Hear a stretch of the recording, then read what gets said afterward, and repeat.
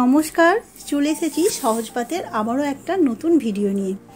আজকে সকালে মেয়ের টিফিনে যেটা দিয়েছিলাম সেই রেসিপিটাই আজকে আপনাদের সাথে শেয়ার করব। খুবই সহজ আর চটজলদি একটা রেসিপি, হাতে 10 মিনিট মাত্র সময় থাকলেই এটা ঝটপট তৈরি হয়ে যাবে। আর এই রেসিপিটা দেখতেও যেমন সুন্দর আর খেতেও খুব সুস্বাদু হয়। আর আমার মতো কে কে এই রেসিপিটা সকালের ব্রেকফাস্টে বা বাচ্চার টিফিনে দেন সেটা কমেন্ট করে জানাবেন। আর ভিডিওটা খুবই ছোট্ট, তাই স্কিপ না করে পুরো ভিডিওটা দেখার অনুরোধ রইল। তাহলে চলুন শুরু করা যাক আজকের রেসিপিটা। এর জন্য প্রথমে নিয়ে নেব 4 পিস ব্রেড। আর এই রেসিপিটা 4টে ব্রেডই বেশ ভালোভাবেই হয়ে যায়। ব্রেডগুলোকে প্রথমে এরকম ছোট ছোট স্কোয়ার শেপে টুকরো করে নেব। তারপর কড়াইয়ের মধ্যে আমি 2 টেবিল চামচ মতো সাদা তেল দিয়েছি। ওর মধ্যে দিয়ে দিচ্ছি গোটা জিরে, আর দিয়ে দেবো একে একে রসুন কুচি আর কাঁচা লঙ্কা কুচি।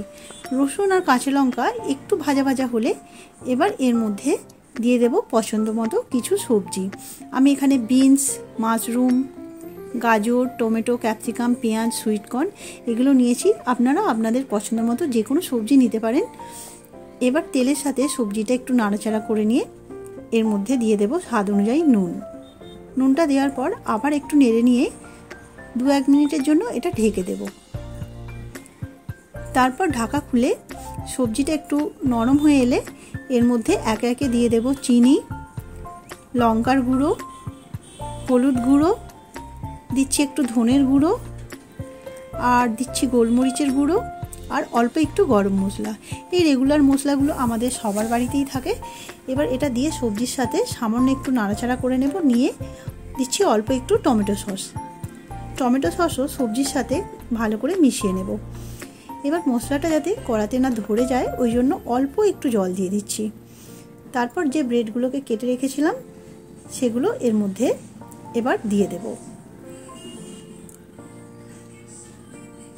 ব্রেডগুলো দেওয়ার পর এই সবজির সাথে খুব ভালো করে 2-3 মিনিট মতো এগুলো মিশিয়ে নিতে হবে। ভালো করে মেশানো হয়ে গেলে এবার এর মধ্যে দিয়ে দেব বেশ কিছুটা ধনেপাতা কুচি, আর দিয়ে দেব অল্প একটু লেবুর রস। তারপর গ্যাসের ফ্লেমটা অফ করে দেব, দিয়ে এটা 3-4 মিনিটের জন্য ঢেকে রেখে দেব। ব্যাস, ঢাকা খুলি। এবার এটা গরম গরম পরিবেশন করতে হবে।